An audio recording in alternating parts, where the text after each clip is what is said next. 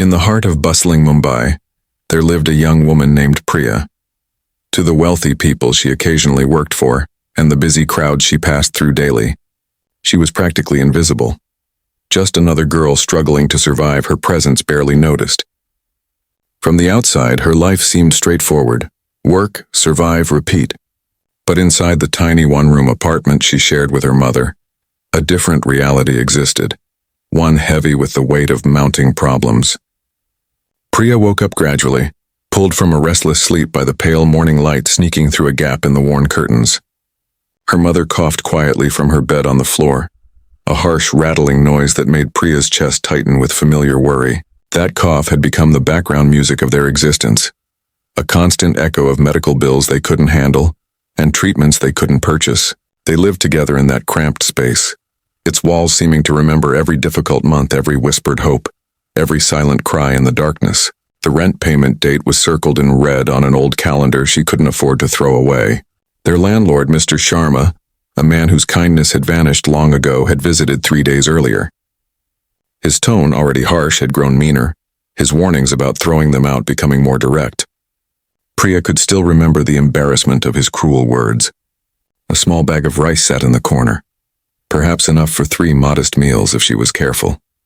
3 shriveled onions rested on the counter, their outer layers thin and brittle. That was everything they had. But today offered a glimmer of possibility, a temporary job, a sudden booking from the employment agency, one evening shift at an exclusive charity event. The money would be more than she typically earned in 8 days. A lifeline she grabbed onto with desperate fingers. The location was the Kapoor Foundation Center, a building she had only walked past before, admiring its shining bronze entrance and imagining what existence was like inside those walls, a life without the relentless pressure of poverty. She dressed silently in her neat black and white server's outfit, the material worn but spotless. She had washed and pressed it the previous night by the glow of a small lamp. Her mother shifted on her mattress, her tired eyes opening to find Priya in the dim room. "Are you leaving now?" she whispered, her voice barely audible in the stillness. "Yes, Mama," Priya answered, kneeling down beside her. She touched her mother's forehead gently. It felt hot, uncomfortably hot. The illness was persistent. "It's a major function at a very fancy venue. I'll do my best work." Her mother's fingers wrapped weakly around Priya's wrist, fragile but determined. "Please be cautious, my child. Those wealthy places, they're not meant for families like ours. They judge people like us." Priya managed a slight smile, a tired expression that didn't quite reach her worried eyes. "It's only for one evening," she said softly. She adjusted her collar carefully, the simple gesture becoming a form of protection against her own anxiety. She felt like a warrior preparing for combat. "I promise I'll bring money home," she vowed. It was a promise she had spoken countless times before, a burden she carried with her every single moment. Several hours later, she found herself standing in a massive underground service area that smelled of cleaning chemicals and nervous perspiration. The atmosphere was cold and humid. She stood among roughly 30 other temporary workers, all crowded together, their worried faces lit by the harsh overhead lights. Their plain uniforms looked completely out of place compared to the luxury being arranged on the floors above them. Mira, the event coordinator, stood in front of the group, gripping her clipboard like a sword. Her voice was cutting and loud, slicing through the nervous murmurs like a blade. "Everyone pay attention," Mira snapped, her eyes scanning them with a look of obvious contempt that made Priya's stomach turn. "Let me make this perfectly clear. You're only here because our permanent staff members are occupied elsewhere. That means every single one of you can be replaced instantly. I could have 15 more workers here in 30 minutes. One error, one dropped plate, one incorrect turn, one disrespectful comment to any guest, and you're finished. No payment, no opportunity to explain. You'll be removed from the building immediately. Is that understood?" A nervous chorus of agreement rippled through the assembled workers. The fear in the room was almost tangible. Mira's sharp gaze settled on Priya, her eyes narrowing slightly as she checked her clipboard. "You there, you're Priya, correct?" "Yes, ma'am," Priya replied quietly. "Your records indicate you're efficient and courteous. We'll see about that." She tapped the clipboard with a perfectly painted fingernail. "You'll be assigned to the VIP beverage service. That means you'll serve the main guest and his private table exclusively. Don't speak unless someone addresses you first. Don't stare at guests. Simply serve, offer a polite smile, and vanish into the background. You're meant to be unnoticed. Understood? Your entire purpose is to be invisible. She paused deliberately, letting the threat settle over them. The main guest tonight is Arjun Malhotra. He owns this entire complex. He finances this charitable organization. He's not someone who accepts careless mistakes. Don't make me sorry I assigned you to his service. Priya's breathing stopped for a moment. Arjun Malhotra, the wealthy businessman and humanitarian. His foundation provided educational grants for struggling students. The exact type of program she had once spent countless nights dreaming about, completing application forms that were never submitted. Those papers still lay in a box beneath her mattress, a collection of abandoned dreams. That future had disappeared the day her father passed away, forcing her to abandon school to care for her mother. To be serving him now felt like some kind of twisted irony, fate mocking her with a glimpse of what her life might have been. She nodded, keeping her expression professionally neutral despite the turmoil inside. She would remain invisible. She would make no errors. Priya was permitted upstairs to learn the building layout. A shadow in a uniform moving through a world that wasn't designed for her. The main ballroom was transforming into something extraordinary, a display of excessive wealth. Teams of workers moved with practiced efficiency, covering tables with brilliant white tablecloths that seemed to shine under the lights. They created tall arrangements of rare flowers, jasmine, lilies, and roses, that filled the space with an overwhelming sweet scent. Enormous crystal light fixtures hung from the tall ceiling, their illumination breaking into thousands of tiny sparkles on the polished stone floor. Display screens covered with the foundation's stylish logo waited for the camera flashes. It was an environment built on a scale of money she could barely imagine. A completely different universe from her small room and the nearly empty bag of rice. Every single flower in one arrangement could provide food for her and her mother for 8 days. Standing in the center of everything was Kavya, a woman who appeared to be made entirely of glamour. Her dress sparkled under the preparation lights, a flowing cascade of silver material that seemed to absorb light and reflect it back brighter. She was rehearsing for photographs, positioning herself while a photographer tested different angles, her face showing bored annoyance. She held her head at a calculated angle, her jaw tilted precisely. "No, this won't work," Kavya complained, her voice dripping with irritation. She pointed a manicured finger toward Mira. "The main light is too strong. It's making my skin look washed out, and I need a 3/4 angle shot when I'm at the podium, not straight on. It's more attractive for my features." "Haven't we discussed this already?" Mira nodded quickly, her own tension visible in the stiff set of her shoulders as she wrote frantically on her clipboard. "Absolutely, Kavya, I apologize. We'll fix it right away." Kavya showed absolutely no interest in the charity displays or the booklets describing the Foundation's programs for disadvantaged children. Her entire focus was on the evening's performance, on creating perfect photographs, a perfect stage, a perfect setting for her role as the billionaire's future wife.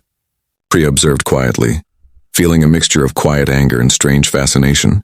To possess so much yet care so little seemed like the truest form of emptiness. This entire event, meant to assist children who had nothing, was simply a platform for this woman's self-absorption. A short time later, Arjun Malhotra entered the venue. There was no dramatic announcement, no group of assistants demanding attention. He came through a side entrance, creating a subtle shift in the room's atmosphere. He wore a simple but perfectly fitted suit that suggested quiet confidence rather than showing off wealth. Ravi, his driver and security assistant, was a discreet presence at his side, his eyes peaceful but observing everything carefully. Arjun didn't examine the decorations.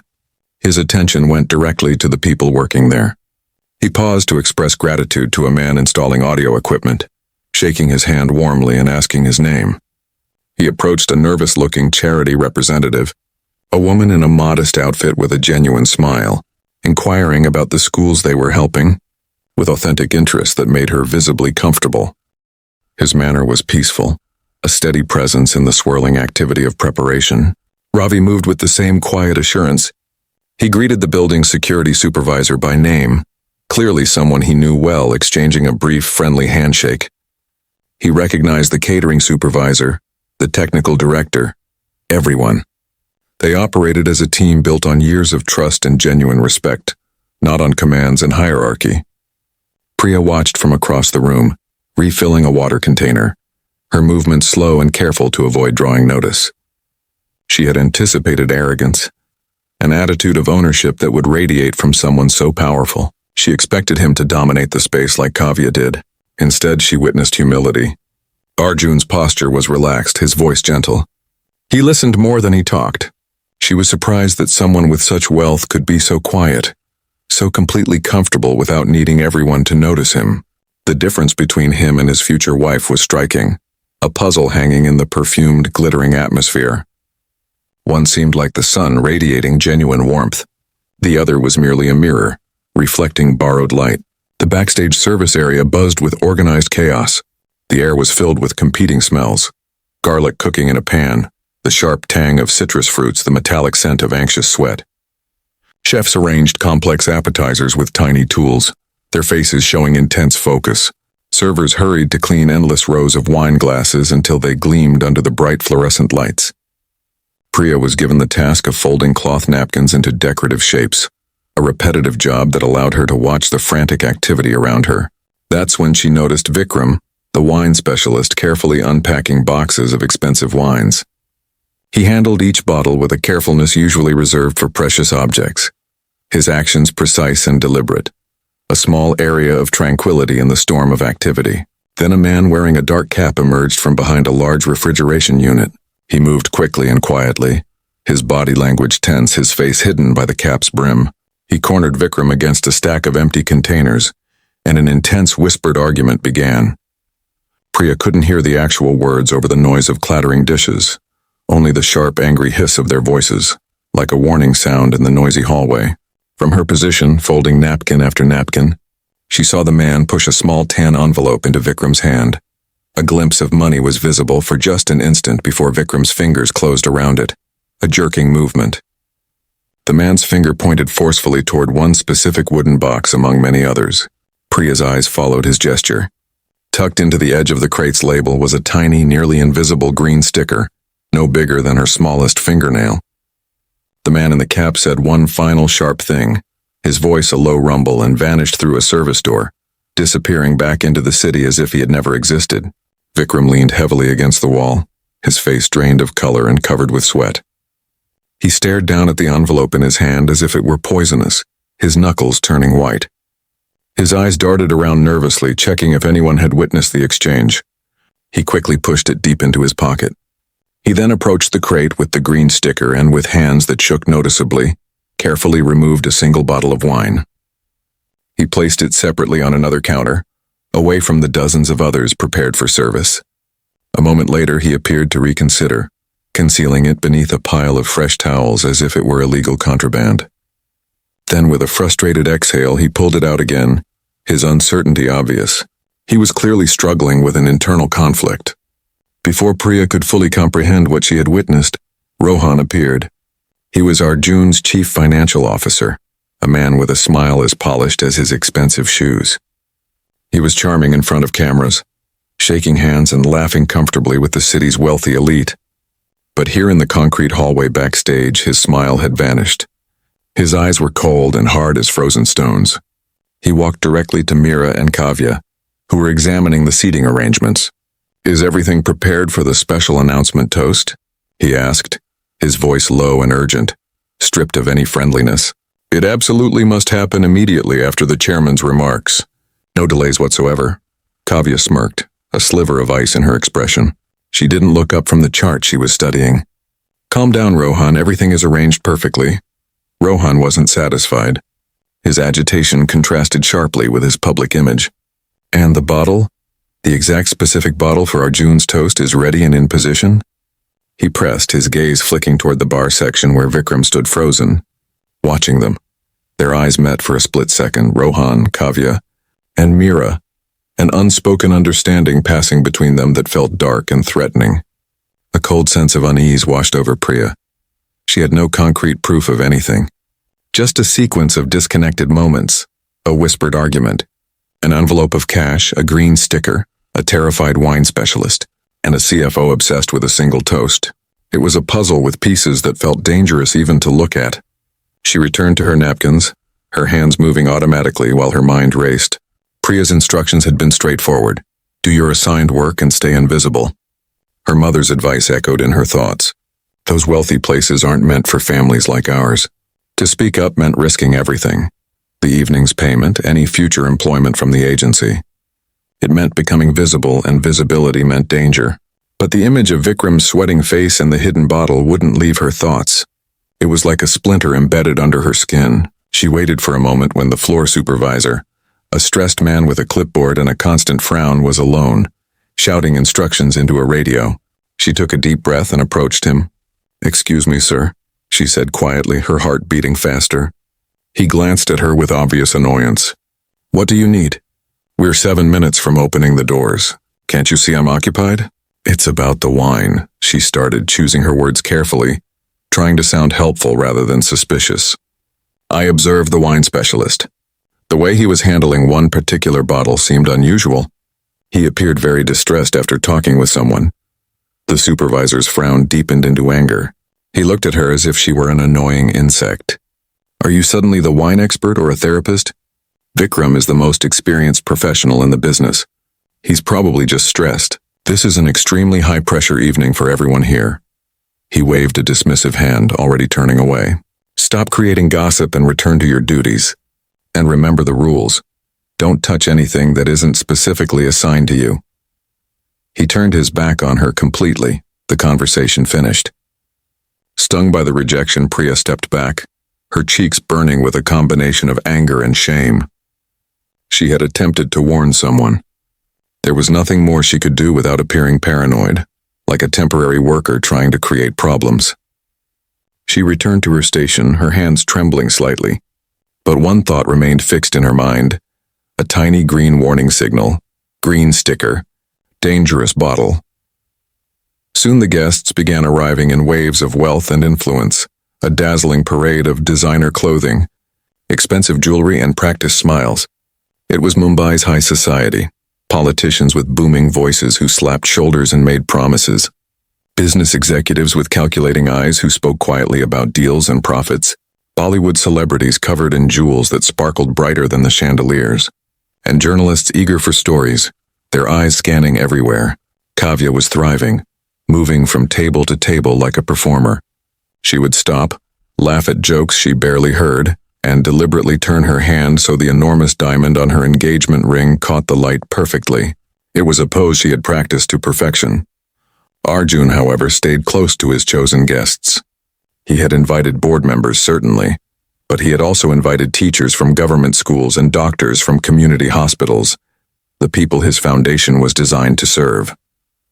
He wasn't networking for business. He was genuinely listening. Priya watched as he leaned in, giving his complete attention to a woman in a simple but nice dress who was explaining the shortage of educational supplies in her classroom. He asked thoughtful questions. He appeared genuinely interested. Ravi stood near the beverage area, a silent guardian, his eyes constantly surveying the room, missing nothing. His presence was a quiet assurance of protection. Later, there was a brief practice session on stage for the main speeches. Kavya insisted her speech should come before Arjun's. "It creates better flow for the evening," she claimed, though it was obvious she wanted the prominent position, the opening spotlight. Meera agreed immediately, as if disagreeing was unthinkable. "An excellent suggestion, Kavya." Arjun was courteous but detached, agreeing without resistance as if the matter held no importance for him. But when they stepped down from the small platform away from the main spotlight, Kavya grabbed his arm, her manicured fingers digging into his sleeve. "Could you at least try to appear happy for the photographs?" she hissed, her voice a poisonous whisper meant only for him. "We're supposed to be an influential couple. My social media followers have expectations." Arjun gently but firmly removed her hand from his arm. He didn't raise his voice or create a scene, but his posture straightened. He simply stated with quiet finality, "This isn't the appropriate time. Kavya, this evening is about the foundation's work." His quiet dignity was a barrier she couldn't penetrate, and she walked away angrily, her silver dress rustling with indignation. Back in the service alcove, hidden from the view of the elegant guests, Vikram worked with trembling hands. The organized chaos of the kitchen area hadn't decreased, but he seemed to exist in a bubble of silent terror. He retrieved the bottle with the green sticker, his face pale, his movements rigid with a fear that seemed to emanate from him. With a wine opener, he uncorked the bottle. The pop was barely noticeable over the noise of the party, a tiny sound marking a terrible, irreversible choice. He took a single elegant wine glass, cleaning it one final time with a cloth, though it was already spotless. He poured a measure of the deep red liquid carefully. He then took the crisp white napkin intended to accompany it, and made a tiny, deliberate crease in one corner. A mark so subtle, so insignificant that only a trained observer or someone specifically watching for it would ever notice. It was a signal. Rohan materialized behind the bar area, appearing like a ghost in formal wear. He didn't look directly at Vikram, pretending to check the inventory of another wine selection. But as he passed, he whispered, his voice a low threat that cut through the air like a blade. "No errors tonight." Vikram nodded, his eyes fixed on the polished countertop, unable to bring himself to meet the CFO's gaze. He felt the man's presence linger for a moment before moving away. Priya observed it all unfold from across the room, a cold dread coiling in her stomach. She saw Vikram set the single marked glass aside, separate from the large silver tray being prepared for the other important guests at the head table. A moment later, she saw Rohan give a subtle, almost invisible nod to Mira, who was standing near the stage entrance. Mira then caught the attention of the event host and gave a small signal of her own. The timing was being orchestrated. It was a silent, lethal choreography, and the performance was about to begin. Her stomach twisted into a tight, cold knot. This was wrong. This was more than just an uncomfortable feeling. It was absolute certainty, a cold spike of fear in her heart. She needed to get closer to understand what was happening. She found another server, a young man named Raj, who had a friendly face. "Please," she whispered, her voice urgent, adding a note of panic she didn't have to fake. "My mother just contacted me. She's feeling very ill. I need to be near the exit in case I have to leave quickly. Can you cover my assigned tables for 15 minutes? I'll take the VIP bar service for you instead. It requires less movement." Raj, seeing the genuine worry in her eyes, nodded sympathetically. "Of course, don't worry about it. I can handle it. I hope she feels better soon." The exchange was made. Priya was now positioned at the station directly beside the main VIP bar, close enough to see and hear everything. She cleaned glasses that were already spotless, her hands moving automatically while her mind raced, trying to piece everything together. The money, the sticker, the separate glass, the creased napkin, the coordinated signals. It all pointed to one terrible, unthinkable conclusion. Someone was planning to harm Arjun Malhotra. The lights in the grand ballroom dimmed. A spotlight illuminated the stage. Mira gave a final signal and the host's voice boomed through the speakers. Kavya walked to the stage, a dazzling smile fixed on her face. She delivered a flawless, theatrical speech about legacy and partnership, words that sounded impressive but lacked substance. She barely mentioned the charity's actual programs with students and schools. Then Arjun stepped up. He didn't use the prepared script. He spoke from the heart, his voice steady and genuine. He thanked the teachers and doctors in the audience by name, asking them to stand and be recognized. He shared a story about a young girl from a rural school who wanted to become an engineer, and how the foundation's first scholarship had provided the textbook she needed. And then he announced a new, larger fund dedicated to rebuilding schools in underserved communities. The hall erupted in genuine, heartfelt applause. Everyone was clapping except for Kavya and Rohan. Their smiles were perfect, manufactured expressions that never reached their eyes. As the applause began to fade, the plan moved into its final deadly phase. The atmosphere grew thick with anticipation. Vikram picked up a small polished silver tray. On it sat the single glass of wine, the one with the tiny crease in the napkin beneath it, a white flag marking surrender. He started walking toward the stage, his steps uncertain, his shoulders hunched. He looked like a man walking toward his own doom. The host's voice rang out again, bright and cheerful, completely unaware. "And now, please join us in raising your glasses for a special toast to generosity and vision, led by our chairman, Arjun Malhotra." Mira moved with practiced ease that appeared entirely natural. She intercepted Vikram, taking the tray from his shaking hands with a brilliant, reassuring smile, meant for the audience. She then turned and guided it directly toward Arjun as he stepped down from the stage. At that precise moment, as if perfectly timed, a crowd of photographers surged forward, their camera flashes popping, creating a blinding barrier of light and bodies. Ravi, who had been moving to stay close to Arjun, was blocked, separated from him by several meters of chaos. He was calling out something, but his voice was lost in the commotion. Arjun, gracious and unsuspecting, smiled at Mira and reached for the glass. He took the one she offered him, the marked glass. The camera lights exploded, capturing the deep red of the wine, the sparkle of the crystal. He lifted it, preparing to speak and drink. Across the stage, Kavya lifted her own glass, her eyes not on the crowd but fixed on Arjun's hand with predatory focus. Near the back of the room, Rohan watched the rim of the glass as it moved slowly, inevitably toward Arjun's lips. Vikram, his role completed, stared at the floor, unable to watch the final moment. Priya stood nearby, her heart pounding against her ribs so hard she could feel it in her throat. She saw it all in horrifying slow motion. The tiny creased napkin under Arjun's glass, the green sticker bottle now empty and discarded behind the bar, the chilling satisfaction in Kavya's smile. Everything she had witnessed, every suspicion she had harbored snapped into sharp focus. The puzzle was complete, and the picture it revealed was murder. He was about to drink it. In 7 seconds he would be dead, and she would be the only person who knew why. Her mind raced frantically. What could she possibly do? Shout a warning? By the time anyone understood her alarm, it would be too late. A single sip was all it would take. Her job, her mother, the rent, all of it flashed through her mind.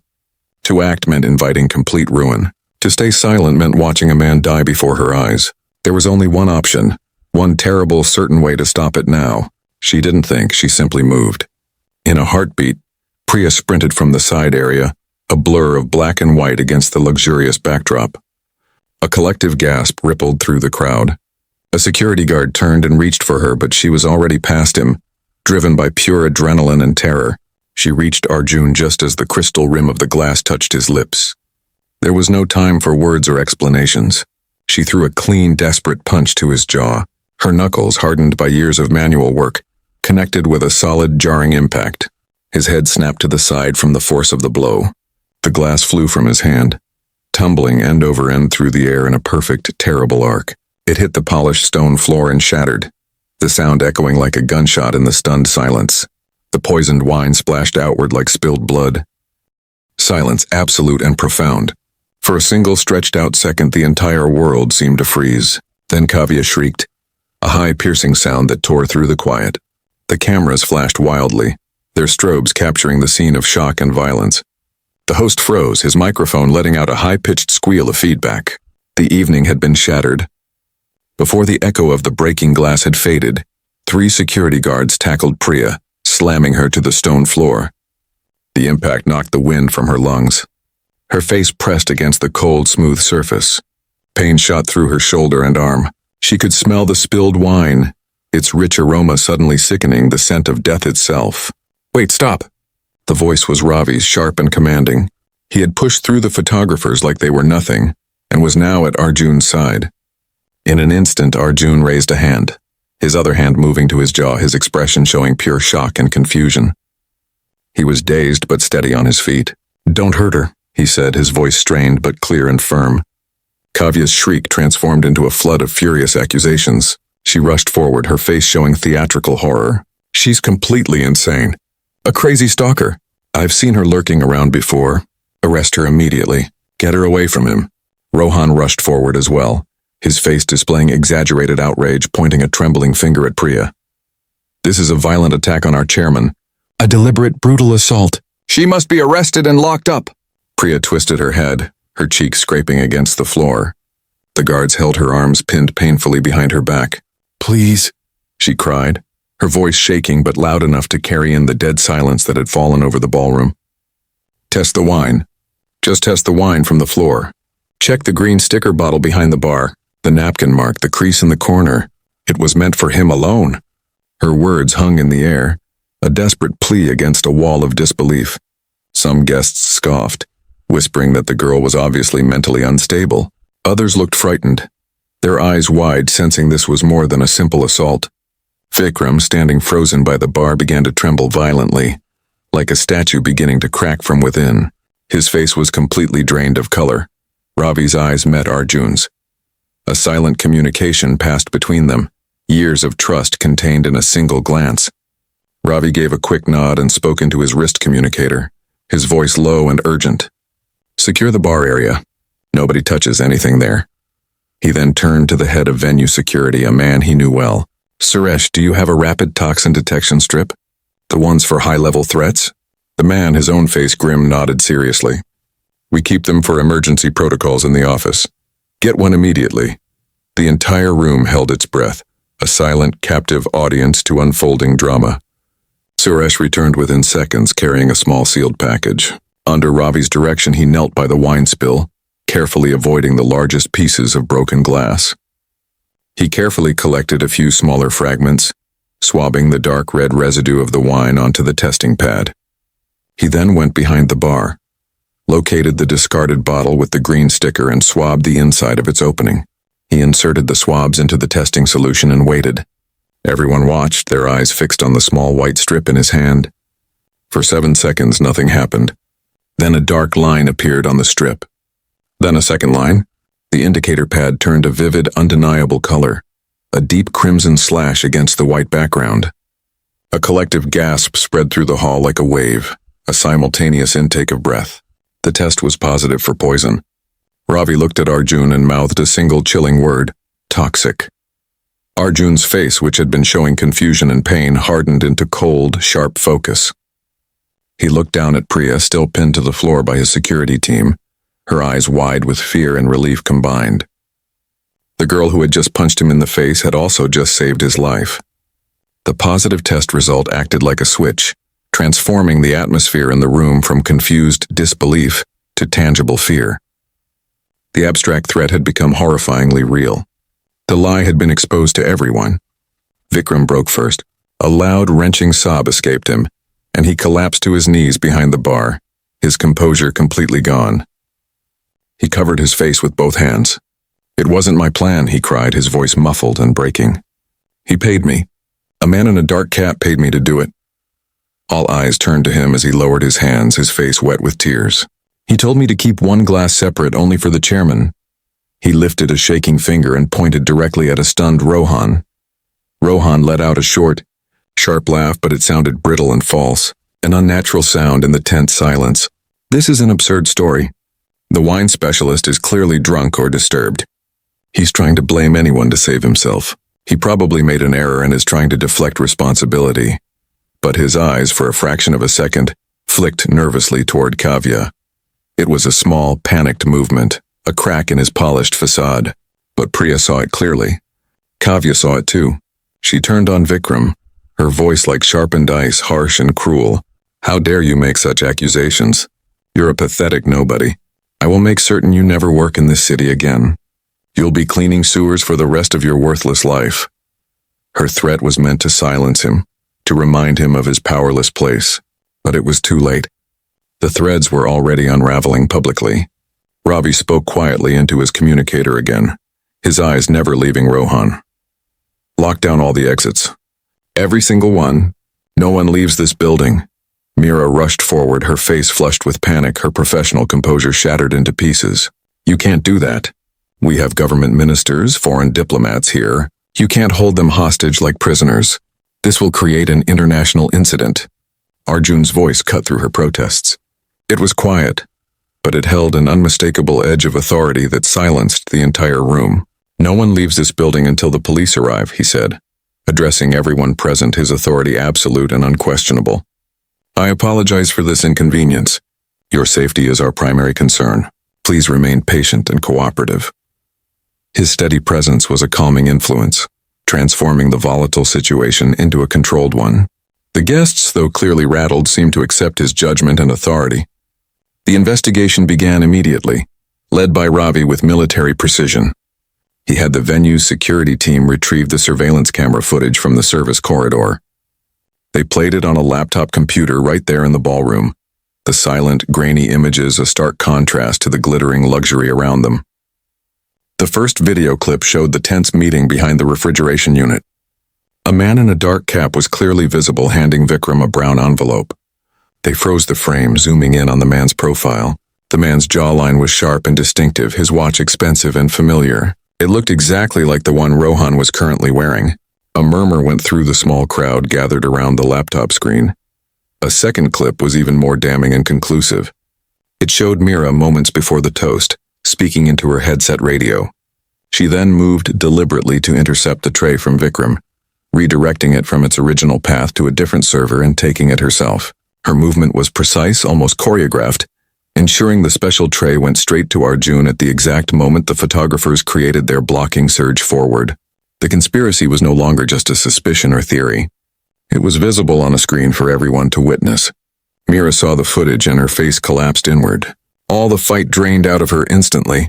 Kavya, seeing the evidence mounting against her accomplices, made a desperate theatrical move.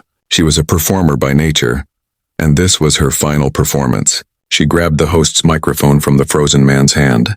Her face was streaked with tears she had summoned through sheer willpower alone. A perfect picture of a wronged, terrified woman. "This is all a complete setup," she cried into the microphone, her voice trembling with manufactured drama. "That girl," she pointed a shaking finger at Priya, who was now being helped carefully to her feet by a guard, "is an obsessed stalker. She has been trying to get close to Arjun for months now. I've warned him about her repeatedly. She staged all of this, the broken glass, the lies about poison, just to create chaos and make herself appear like a hero in his eyes. She's completely mentally unstable and dangerous." The detectives then questioned Kavya directly and intensely. They asked her specifically where she was during the wine preparation period. "I was with my personal makeup artist in a private dressing room," she claimed confidently, her voice smooth and well-practiced. But the surveillance footage told a completely different story. A video clip from another camera angle showed her slipping into the service corridor for approximately 45 seconds, just moments before the tray was brought out for the toast. She denied touching anything there, but her denial was exposed as a lie by a high-resolution photograph snapped by an entertainment blogger covering the event. When they zoomed in, digitally on a shot of her holding her champagne glass during the speeches, a tiny, faint smudge of green was clearly visible on her palm, the exact same color as the adhesive from the sticker on the wine crate. It was microscopic but undeniable evidence.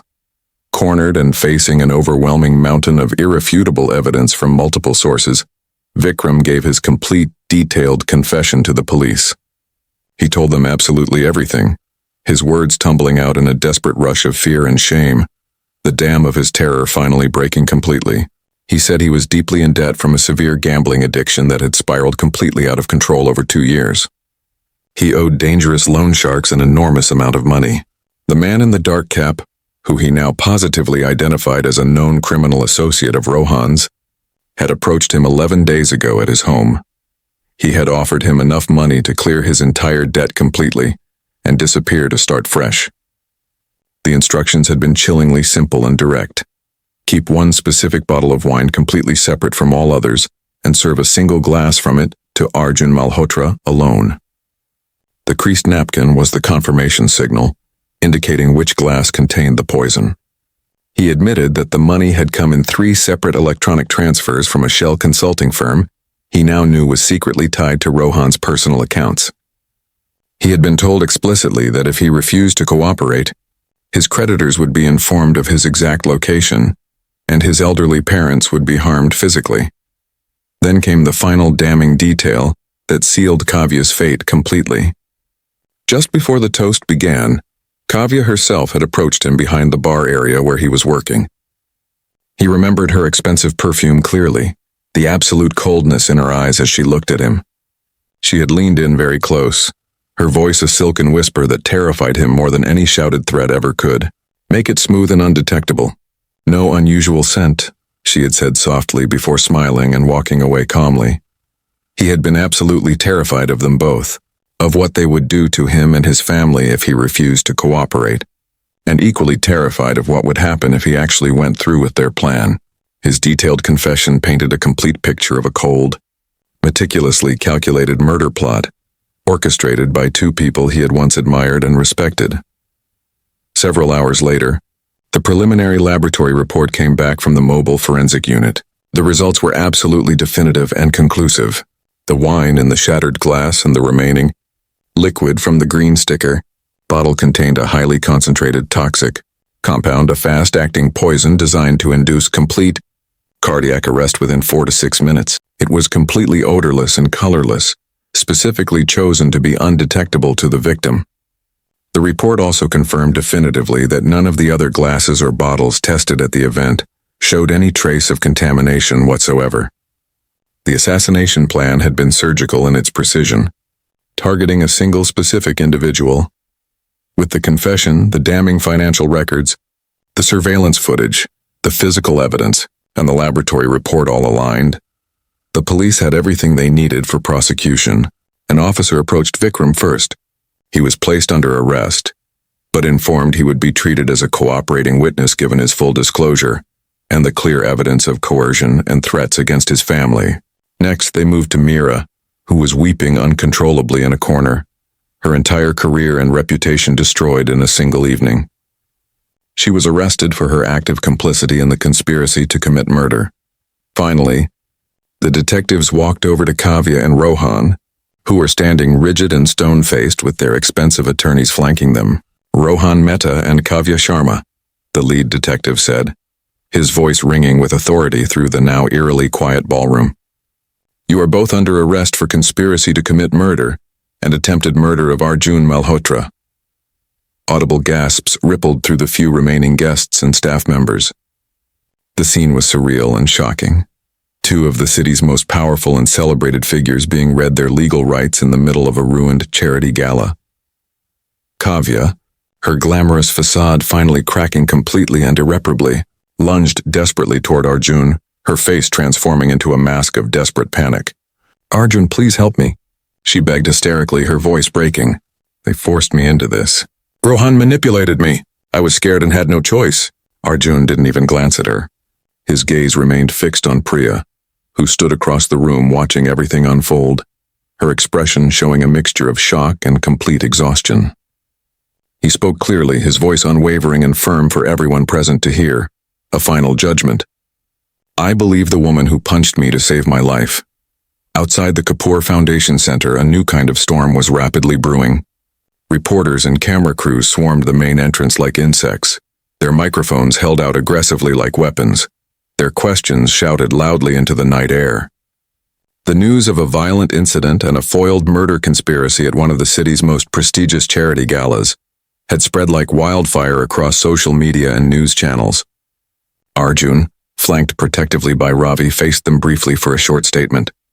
The flashes of cameras were absolutely relentless, a continuous barrage of artificial lightning that made him squint involuntarily. He raised one hand for quiet, and the crowd gradually settled. There was a serious criminal incident here tonight, he said, his voice calm and measured, a beacon of stability in the surrounding chaos. A staff member acted with extraordinary bravery and prevented a tragedy from occurring. We are cooperating completely and fully with the police investigation. That is all I can say at this time. A reporter shouted loudly. Who was the staff member? What's her name? Is she a hero? We will not be releasing her personal information to protect her privacy and safety, Arjun said firmly, and finally before Ravi escorted him through the aggressive throng to his waiting car. But it was already too late to keep her identity completely quiet and confidential. The story of the temporary maid who punched a billionaire businessman to save his life was already exploding virally across social media platforms, a modern legend being born in real time. Their first stop was not home, but a small private medical clinic for a thorough checkup. The harsh fluorescent lights of the clinic were a stark contrast to the soft, elegant lighting of the gala they had just left. The doctor, a calm, experienced middle-aged woman, examined Arjun's jaw carefully, which was already beginning to swell noticeably and show a dark, ugly bruise spreading. It was extremely tender to touch, but there was no serious structural damage to the bone. Whoever hit you has quite an impressive punch, the doctor commented, trying to lighten the tense mood slightly. You might want to avoid getting on their bad side again. Arjun managed a small, pained smile despite everything.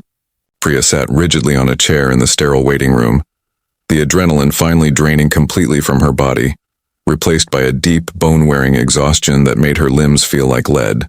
She felt numb and detached, as if she were watching a film of someone else's life unfolding. In the space of just a few hours, she had lost her temporary employment, physically assaulted one of the richest men in the entire country, and become the central figure in a major criminal investigation that would dominate headlines. Her career prospects, her entire life felt completely over before it had ever truly begun, or had a chance. What would she possibly tell her mother? How would they manage to pay the overdue rent now? The crushing weight of her harsh reality came crashing back down on her shoulders, heavier than ever before. Ravi came out of the examination room and sat down next to her quietly. He saw the deep despair etched clearly on her face, the way she stared blankly at the floor tiles, utterly defeated and lost. "You're not finished," he said quietly, his voice unexpectedly gentle and kind. "You're just beginning a new chapter." Priya looked at him, at his kind, serious eyes, and a single tear traced a slow path down her cheek. She didn't know if she dared to believe such words. Later that same night, back at the quiet professional offices of the foundation, Arjun asked Priya to join him privately in his conference room. The panoramic view of the city's lights from the floor-to-ceiling windows was absolutely breathtaking. A vast sea of glittering lights against black velvet sky. But Priya barely noticed any of it. Arjun sat across the long, polished table from her. He looked tired and worn, the traumatic events of the night clearly etched on his face. "I already thanked you earlier," he began carefully, "but I haven't done it properly or adequately." He pushed a thick folder across the smooth table surface. "I've arranged for your mother's medical bills to be covered completely, all of them, past and future, and your family's rent will be paid in full for the next 18 months. Priya stared at the folder in disbelief, completely overwhelmed. It represented a level of safety and security she couldn't even begin to comprehend. The constant knot of fear in her stomach loosened just a fraction. But she immediately pushed it back toward him respectfully. "No, sir. I cannot accept this. It's far too much. I just did what any decent person would have done in that situation." Arjun's expression was gentle but absolutely firm and unwavering. "No," he said, pushing the folder back toward her with quiet insistence. "You did what no one else in that entire room did. You saw something wrong and you acted immediately at great personal risk to yourself. You saved my life. This isn't a reward for services, Priya. This is a thank you from someone who is grateful to be alive. Let me help you breathe more easily. Please accept it." His sincerity was completely undeniable and genuine. He wasn't offering charity or pity. He was offering a lifeline to someone drowning. Hesitantly, with trembling hands, she pulled the folder back toward her slowly. For the first time during that long, terrible night, she felt a small flicker of genuine hope igniting in her chest. In the days and weeks that followed, Arjun ordered a comprehensive deep dive audit of his entire company's financial systems and records. What the independent investigators uncovered was a massive web of deceit and embezzlement, spun carefully by Rohan over several years, more extensive and audacious than anyone had imagined possible. They uncovered an elaborate network of shell companies used to authorize inflated vendor contracts, systematically siphoning millions of rupees from the corporation over a period of 4 years. It was a slow, methodical financial bleeding designed to avoid detection.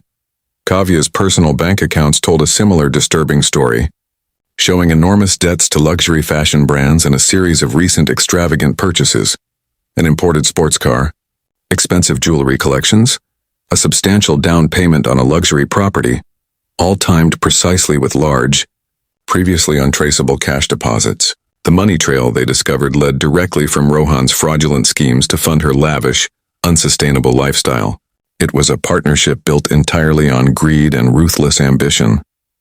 The company's board of directors was shocked by the revelations, but they stood firmly and unanimously behind Arjun's leadership, grateful for his integrity, and more profoundly grateful that he was still alive to lead them. The court proceedings moved surprisingly swiftly through the system. The evidence against Rohan and Kavya was absolutely overwhelming and irrefutable. The damning surveillance footage of the cash exchange and Mira's deliberate interception of the poison tray, the detailed phone logs showing their constant communication with Vikram and Mira in the 36 hours leading up to the gala, the definitive laboratory report on the lethal poison, and Vikram's detailed, cooperative testimony that corroborated every piece of physical evidence. The defense attorneys tried desperately to paint Priya as an unstable attention seeker, a desperate woman from poverty trying to escape her circumstances, by manufacturing a dramatic crisis and positioning herself as a hero. They brought up her difficult financial status repeatedly, Her mother's chronic illness, anything they could find to suggest a possible motive for such a seemingly desperate and violent act. But her account remained completely simple, consistent, and backed solidly by every single piece of physical evidence collected. Her quiet dignity and composure on the witness stand, where she recounted the events without any drama, exaggeration or embellishment, was more powerful and convincing than any of their loud, baseless accusations could ever be. The story of the green sticker, the creased napkin, and the desperate punch that saved a life completely crushed their entire defensive narrative. Rohan and Kavya were convicted on serious charges of attempted murder and multiple counts of corporate fraud and embezzlement. They were sentenced to lengthy prison terms, 24 years and 19 years respectively. Their dramatic fall from grace and power was as spectacular and public as their rise to prominence had been. Mira, for her significant supporting role in the plot, received a lesser but still substantial sentence of 11 years. The city's elite watched in stunned, uncomfortable silence as two of their own were led away in handcuffs, their carefully constructed empires of lies and deception crumbling to dust before everyone's eyes. Though Arjun had tried earnestly to keep Priya's name completely out of the press coverage, it proved impossible to contain. Her employment agency, proud of her courageous actions, confirmed her identity to reporters. Some of her co-workers from that traumatic night spoke enthusiastically to journalists, praising her courage and quick thinking under impossible pressure. Overnight, Priya became an unlikely public hero, a powerful symbol of how personal integrity and courage could stand up successfully against wealth and power. Her face appeared on news broadcasts. Reporters camped persistently outside her apartment building for days. She found the sudden attention strange and completely overwhelming, unused to any kind of public notice. She hid in her room initially, genuinely scared of the sudden fame and attention. Arjun, understanding her deep discomfort with publicity, wanted to recognize her formally, but knew a public spectacle was absolutely the last thing she would want or appreciate. He arranged a quiet, private award ceremony from the foundation. There was no red carpet, no flashing cameras, no media presence. It was held in a small conference room with only a handful of trusted board members present as witnesses. He presented her with an official certificate of bravery, a generous financial stipend to complete her interrupted education, and most importantly, the promise of stable, meaningful long-term employment with real purpose. Courage, he said to the small assembled group, his voice filled with genuine respect, is not the absence of fear, but the decision that something else, someone else's life is more important than your own safety. Priya reminded all of us of that fundamental truth. The position Arjun offered her was not as a server or a member of his domestic household staff. He asked her to become a community outreach coordinator for the Foundation's scholarship program, a role they created specifically for her unique skills and perspective. You see things and notice details that other people miss completely, he told her during a private meeting in his office. The vast city stretching out impressively below them through the windows. You notice small details and, more importantly, you care enough to act on what you observe. Those are exactly the qualities we desperately need here. I want you to help us identify and find students like you, students who have genuine talent and determination, but lack opportunity and resources. I want you to be their advocate and their voice. Priya accepted the offer, her eyes filling with tears she couldn't hold back any longer. She was crying and smiling simultaneously. A wave of relief so profound and overwhelming it almost made her knees buckle beneath her. It was so much more than just a job or employment.